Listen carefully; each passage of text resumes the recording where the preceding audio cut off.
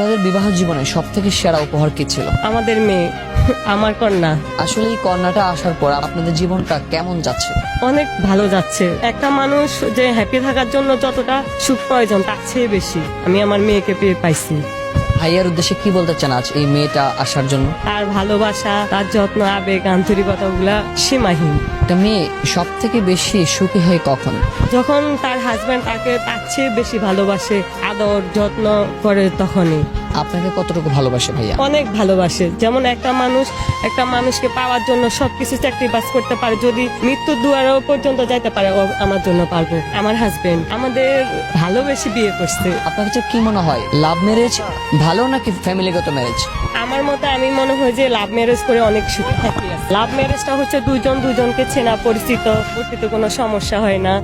দুজনের আবেগ অনুভূতি, ভালো লাগা খারাপ লাগা এগুলা বুঝে সারা জীবন একসাথে দুজন থাকতে চায় মৃত্যু পর্যন্ত।